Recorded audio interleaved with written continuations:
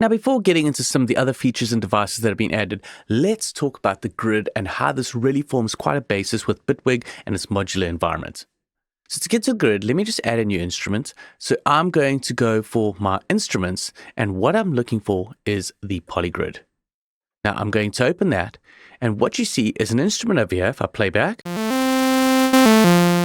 now here we've got the grid. So if I click on this, it's going to open up this modular grid. And what you can do here is you can build up devices, connect them to each other to build up your own modular instruments. And what's really cool is you can use the MSEGs in a modular way in this view over here that's not quite possible here when you're just chaining things together. But first, let's talk about the routing of the grid.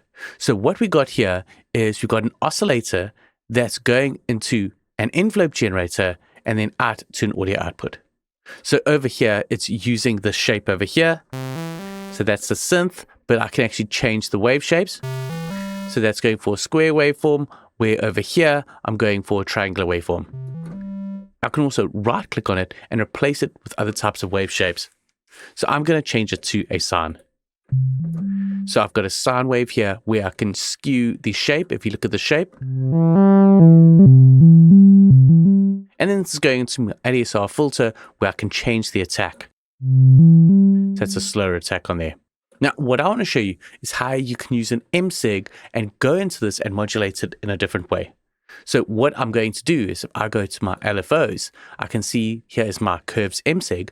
I can drag this on here onto the grid, and then I can chain this into my oscillator.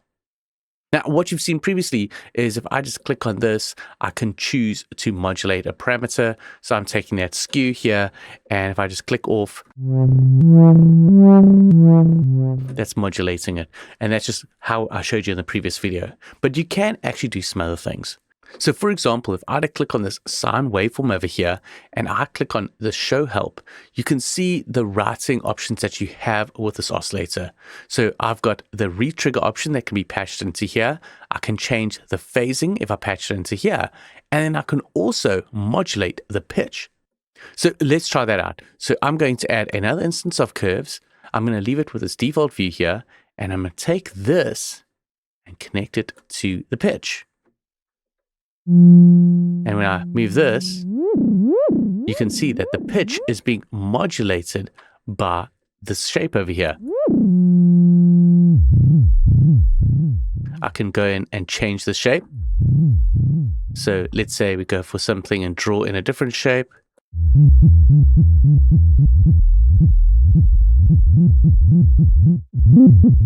Or I could actually maybe choose from some of the customization shapes over here. And what I can also do is I can still do the modulation via this. So I'm going to click on this and modulate the skew.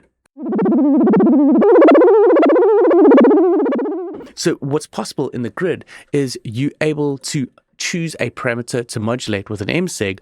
Plus you can take the MSEG and route it into some of these other inputs on devices within the grid here. So this grid just opens up a lot more possibilities of things that you can do with your audio and building up your devices and your signal chain. And we're going to be definitely looking at other ways that we can incorporate the grid throughout this video series.